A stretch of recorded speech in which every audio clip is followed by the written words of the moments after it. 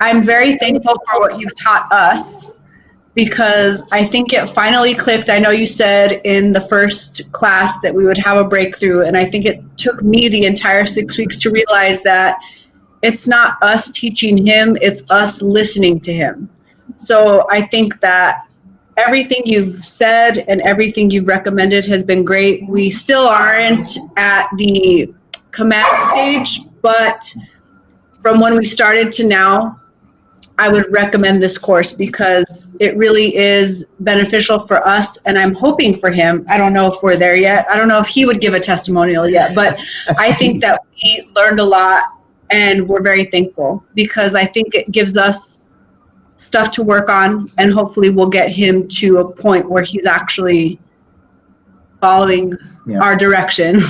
In addition to that, I think the key was being on with the leash the whole time with him, because then you do start to understand him a little bit more and what his needs are and when he needs things. And he does seem a lot calmer being on a leash as opposed to being free. So that was the biggest tip for me, I think, was learning that lesson, and it definitely worked. You said in the first class, and it made a lot of sense to me, and I think that I lost sight of it when you said he's like a foreigner trying to learn your language.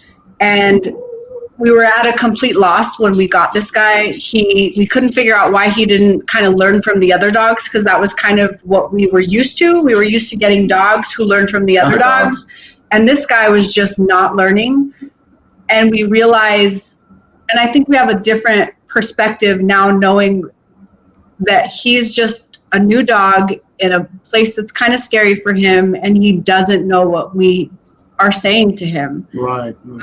And I think today it finally hit home for me that we're not consistent, so it really is confusing, and it probably hit home for me more so because I was trying to think of a human equivalent, and it's like being at a new job and they tell you to do one thing and you do it, and they're like, no, I didn't want you to do it that way, I wanted you to do it this way. And so I feel like we're confusing him, and it's us. And another thing that I kind of, when you were presenting, at one point in time we were thinking it would be we considered sending him off to like a board and train. And I told him we would have spent all that money and sent him off, and he would have been great for someone else, and then he would have come back into our home and been exactly the same, because we don't have the knowledge or the skill set to maintain and continue the training. So I think that this, of all the options, has been the best, because we're not adding the element of someone else into the room that's kind of throwing off the energy. We're also not sending him off and hoping that he just comes back understanding what we're going to say, because he wouldn't have.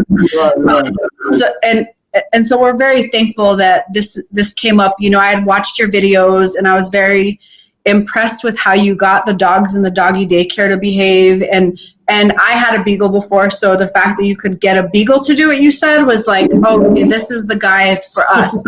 Well, what I was going to add to it too, the other thing that we liked about your training was, you know, we talked to a couple of trainers before you, and it was either the prong collar or the shock collar, or, you know, be very mean to the dog. And so we appreciated this kind of approach, because this is what we were looking for. We didn't want to be mean to the dog. I had an instance where I had an older dog, a previous dog, and somebody recommended one of those shock collars, and it messed her up the rest of her life. Anytime she heard a beep, she was frantic, and I knew from experience that wasn't the way to go, and that was a dumb way to train. So we appreciated that it's not, you know, it's not the aggressive or be mean to the dog or cause pain to the dog.